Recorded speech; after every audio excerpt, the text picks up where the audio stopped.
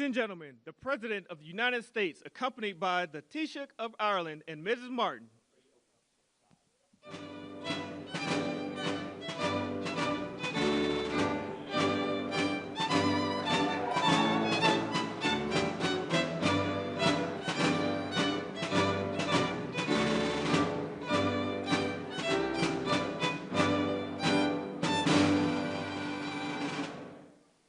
Well, thank you very much. It's a great honor.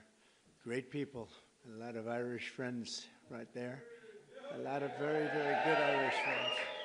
But thank you all for being here. Even though it's still a few days away, I want to be the first to wish each and every one of you a very happy St. Patrick's Day. It's a big day. And as a lifelong New Yorker, nobody knows the Irish better than me. I know too much about the Irish. So let me begin by saying I really do. I love the Irish. I've had great, great friends over the years, and I love the Irish, special people. And I've been to Ireland many times. I have a lot of property in Ireland, actually, and it does very well, so I like it. If it didn't do well, I wouldn't like it.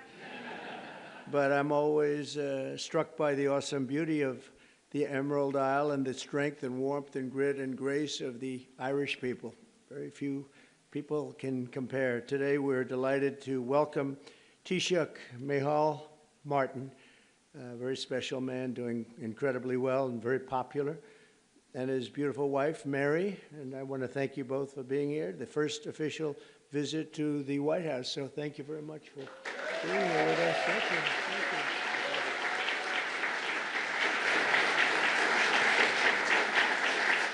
I also want to extend a special welcome to Ireland's ambassador to the United States, Geraldine Boom. And you, where are you, Geraldine? Here you are, Geraldine Byrne Nation. And you're going to be working with this gentleman right here. He's a very great golfer, one of the best golfers that you'll ever see. He'll be playing golf all day long he'll take clients out to play golf, but he's won many, many club championships. And Ed Walsh, congratulations. Great, great. Going to be great. We're grateful also to be joined by the members and many members of our cabinet, proud Irish Americans, Sean Duffy and Robert F. Kennedy Jr. Where's Robert F. and Sean? Hi, Bobby. I knew that, let's see, Duffy we knew and Kennedy we knew. Some of you I wasn't as sure. Pam Bondi, I don't know. Are you Irish? Are you Irish? I don't know, with that name, I can't figure that out. She's doing a hell of a job, I'll tell you. That Attorney General Pam Bondi, Secretary of Energy. Secretary of Energy, Chris Wright. And you're doing a good job. You see the oil is going down. It's going down. $65 a barrel today. You're doing better than I even thought, because everything else is going to be coming down with it. All those expensive goods that you had to suffer with for 4 years are all coming down. Energy leads the way. Thank you. Good job you're doing with our friend, right? HUD Secretary Scott Turner. You're not Irish, Scott. Where's Scott? Give me a break, Scott. You know, I want to be politically correct and not mention it, but I'm going to say, how much Irish do you have in you, Sean? I don't know. He said 0. That's right.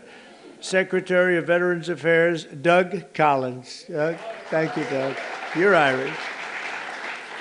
EPA Administrator Lee Zeldin. He's one of the most important guys.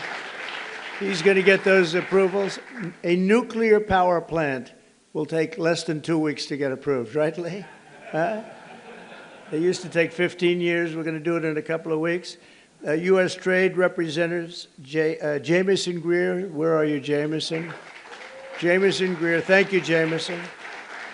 And I also, there's a very special man here that I've been watching a long time. One of the greatest dancers ever in the world. Michael Flatley is around here someplace. There's nobody like this guy. Great, Michael. I've watched him, Radio City, I've watched you a lot, Michael. His feet, the way they moved. I don't know how the hell you do it. Can you still dance like that, or is Father Time caught up?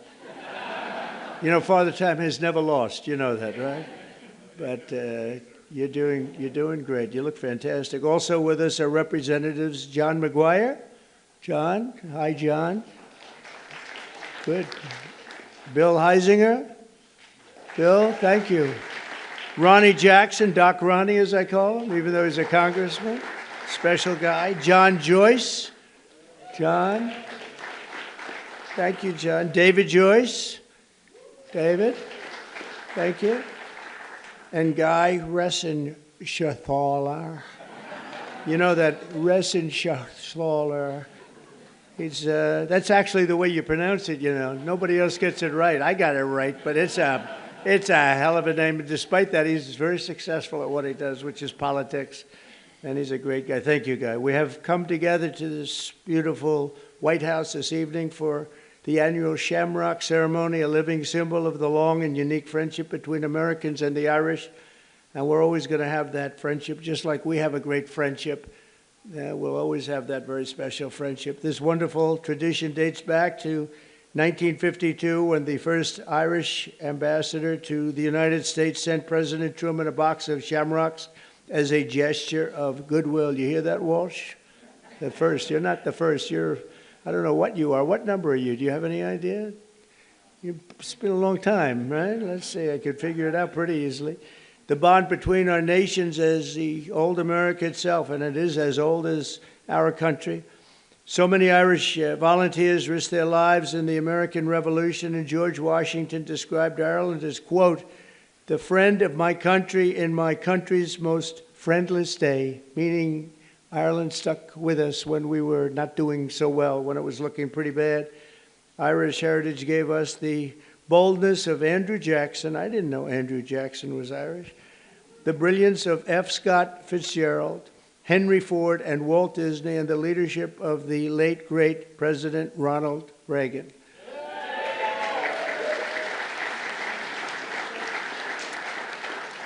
It was men and women of Irish descent who built the hallowed halls of Notre Dame University. Notre Dame is great. What a great place. The legend of the Boston Red Sox and the golden arches of McDonald's. That's right. Today, 1 in every 10 Americans trace their roots back to the old country. We're discussing, we have 5 million people living in Ireland, but we have 35 million people living here, right, of Irish descent. That's a pretty interesting statistic. I was looking at all these great dancers over here. You are very beautiful. Are you all great dancers, is that right? Look at that. Young, great dancers. Wow. That's great. Did you perform for the group before? Because I heard somebody was doing really fantastic. They said these people are fantastic. I didn't get to see you. Do you want to do it again? Okay, well, we might have them do it again. I heard you did a fantastic job. Thank you. As we celebrate Irish American Heritage Month, we're grateful to be joined by hundreds of these proud patriots right here today. And I know them from personal experience that many of the people that we have here, they're just fierce. They have fierce Irish flame. We call it, you never give up. You never, ever give up. Oh, I even see Don. Hello, Don. You are definitely Irish, Don McGann. You are definitely an Irishman. There's no question about that. But you never give up. We will never give up ever, right? For the young ones, ever. Because you never know what's going to happen, you know? Just a little bit more effort and you get there. Look at what happened to me. A lot of people said this was not a possibility. They said that was going to be a tough race, and we won in a landslide, and let's keep it that way, right? And we're having a great time bringing our country back and bringing it back at a level that people had no idea was going to take place this rapidly, this quickly. And a lot of our great people that are secretaries and the people working in the administration are here, and they're doing a fantastic job, so I want to thank all of you. 5 blocks east of where we are today, that spirit once helped save the very heart of the city's Irish American community. You all know about it. During the War of 1812, British forces rampaged through the streets of Washington, burning every building in their path. Every single building was being burned down. Almost everyone fled, but not Father William Matthews of St. Patrick's Church, which was built to serve the Irish workers who came to build the Capitol and the White House. They were building the White House, and they formed a great bond. And they were doing the pretty important buildings, the White House and the Capitol. I would say that's about as good as it gets. As the fire spread, the priest and the group of his parishioners said that we're just going to have to barricade ourselves in. We're going to have to do something because it's really bad. It's really dangerous in here. And inside the church, they climbed to the roof, armed with only buckets of water. That's the only thing they had. And the other thing they had was faith in God. They had a big faith in God. They said, God will never do this to us. Risking their lives, they defended the church. And more than 2 centuries later, St. Patrick still stands as a beautiful testament to their incredible resolve and bravery, and the patron saint of the Emerald Isle, and that's what it is, St. Patrick. So we have St. Patrick's Day, and we remember their courage, and we honor the bravery of countless Irish Americans who have kept our country safe, strong, prosperous, and free. And I made a little talk with my friend right behind me before at the Capitol, and they gave me one statistic that they don't have here. I thought it was an amazing statistic. 50% of the people that won the Congressional Medal of Honor were Irish. Can you imagine? And I want to check on that. Because that sounds to me, it's just that. I want to, Pam, would you please have that investigated? Because how is that possible? Seriously, how is that possible? I was very surprised to see that, Mary. Would you agree that that's possible? With the Irish, anything? With the Irish? No, think of it. The Congressional Medal of Honor is the highest award you can get in this country.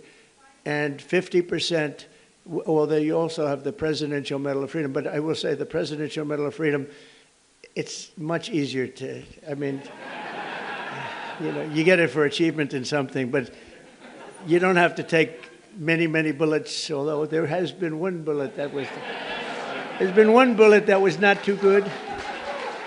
I'm the only one, the presidential, that got that. But think of that, 50% of the people that received the Congressional Medal of Honor had Irish heritage and were involved in some form with the Irish, and that's pretty good. That's a pretty big statement. In closing, I want to remember one more Irish-American patriot our nation lost this week. In 1979, Anthony R. Dolan, some of you know that name, a lot of the people that work in the White House know it very well, became the youngest ever Pulitzer Prize winner for his reporting on government corruption in Stamford, Connecticut. In 1981, he became the chief speechwriter to President Reagan, whom he served for 8 years. That's a long time. That's the full time, 8 years, coining the phrase evil empire. That was his word. That's a very famous, if people aren't here, the evil empire was a very profound statement. Tony served as a White House advisor throughout my first term, and most recently was a special assistant to President on domestic policy and the Domestic Policy Council. He passed away early Monday morning, and his family is devastated, to be honest. They're devastated. A couple of the family members are here, but they're devastated. He was a great person, great, brilliant writer, and so he will be very greatly missed. And Tony is looking down on us right now, and he was so proud of what he did and his heritage. He was so proud of his heritage. So I want to thank him and his family for the incredible job they did. Once again, let me wish everyone a very happy St. Patrick's Day. And with that, I would like to ask Taoiseach Martin to say a few words. He's a very, very special man in Ireland. As you probably know, he's a very popular guy, which is not easy in Ireland. And it's an honor to have both Mary and Michael here with us, because we really, we've gotten to know each other very well, and they're great people. Thank you very much, everybody.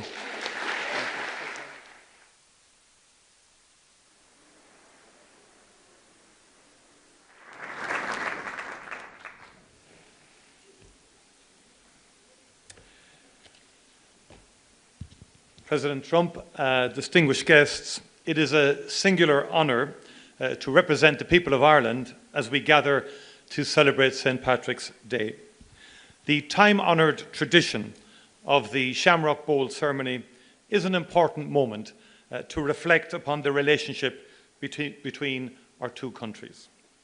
Mr. President, as you said on an earlier St. Patrick's Day, and I quote, "Through trial and triumph, ups and downs, thick and thin, the extraordinary Irish people have stood by America's side, and America will always stand by theirs." Our peoples have stood side by side for a long time. And next year, the United States marks the 250th anniversary of the Declaration of Independence. Of the 56 signatories of that historic document, 3 were born on the island of Ireland, and many others were of Irish descent. Since then, Irish America has been at the heart of shaping this great nation. The ideals of liberty, democracy, and equality of opportunity forged in this country did much to inspire Irish independence.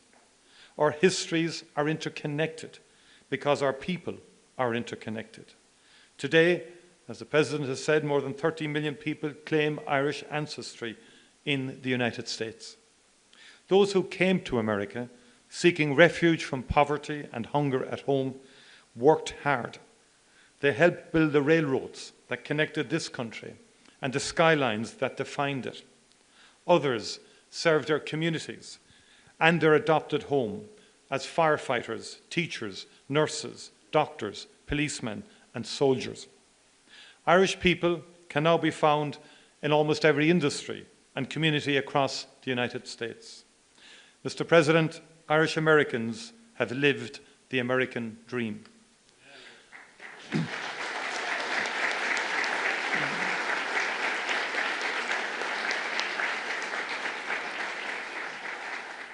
I saw that for myself earlier this week in the great state of Texas, where I met Governor Greg Abbott, attended South by Southwest, and learned about exciting economic opportunities that abound in the Lone Star State. I met with Texan-based companies using Ireland as a gateway into the European market, as well as the Irish companies investing in and buying from Texas. All across the United States, men and women go to work every morning in Irish-owned companies. These companies play a key role in the US economy, operating in every sector, in every state. Some of your great American manufacturing companies count Irish buyers as their top client, with order books worth many billions of dollars supporting the jobs of thousands of fantastic American workers. Ireland is now in the top 10 as a source of foreign direct investment in the United States. Not bad for a small island.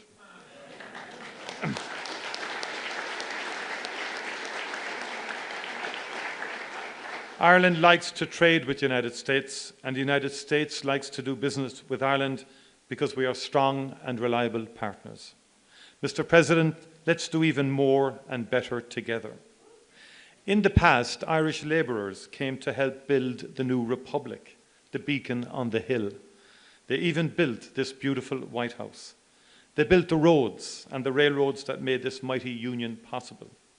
Today, Irish companies are building the infrastructure connecting the United States in the 21st century. Throughout our great shared history, Ireland has played a role in bringing America closer. In doing so, we've been proud to help make this country great. Mr. President, American companies continue to invest in Ireland, where our access to the European market, talented workforce, and consistent and stable business environment makes us one of the best places in the world to do business. And just like our peoples and cultures, our economies are deeply interconnected. Investment in Ireland helps American companies sell their products across the world. Our island is home to a people with an outward perspective, generations of whom have looked to the United States for opportunity and inspiration. We've built prosperity through free and fair trade with partners all over the world, and particularly here in these United States. Let us continue to build on that foundation, bringing ever-growing prosperity to both our great peoples.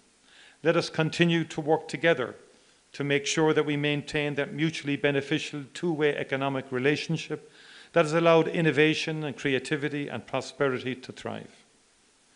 Mr. President, on St. Patrick's Day in 1981, in this House, President Ronald Reagan spoke of a just and peaceful solution to the conflict in Northern Ireland. And that was the start of an extraordinary journey. 17 years later, after enormous effort and commitment and dialogue and disagreement and sheer perseverance, we signed the Good Friday Agreement. We signed a just and lasting peace into being. And the United States of America was at the very center of that magical moment of hope and inspiration.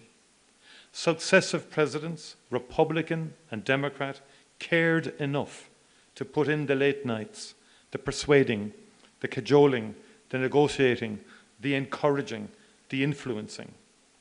And Mr. President, 3,720 people were killed in that conflict, and close to 50,000 people were injured. In per capita terms, that's many millions of Americans. And just imagine that for a moment in terms of the scale of what happened. It was the support of the United States of America that was essential in bringing that to an end. One of the greatest achievements of American foreign policy, with heartfelt commitment from both sides of the aisle. The story of peace in Ireland is one that we wrote together. We know building peace is a difficult and painstaking task, but when the mighty United States of America puts its shoulder to the wheel, there is no mountain it cannot move.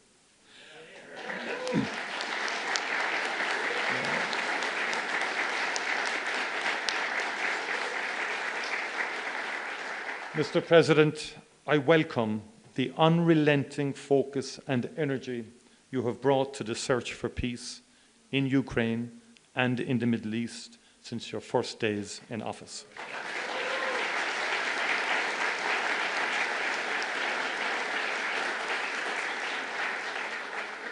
In my view, there is nothing more noble, President, than the pursuit of peace, and this is what you are doing.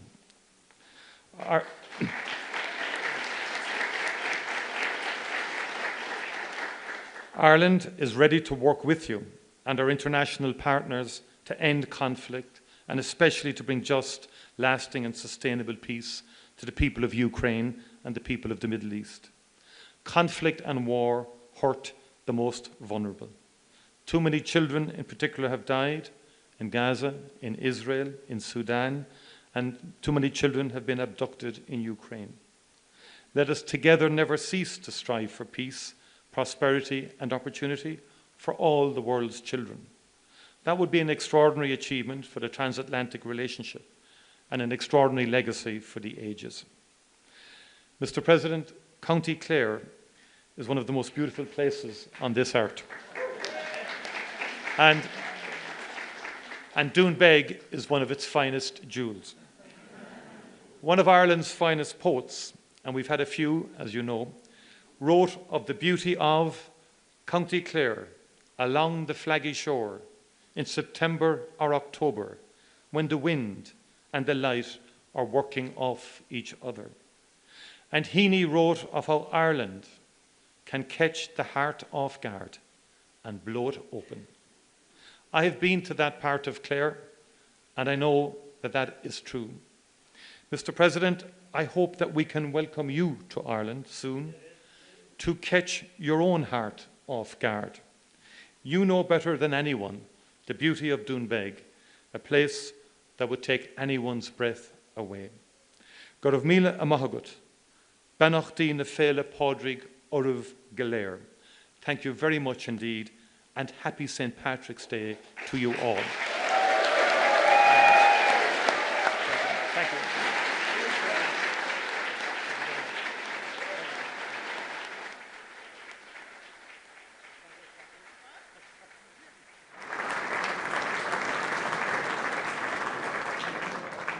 Time-honoured tradition, I'm going to present a bowl of Shamrock to President Trump.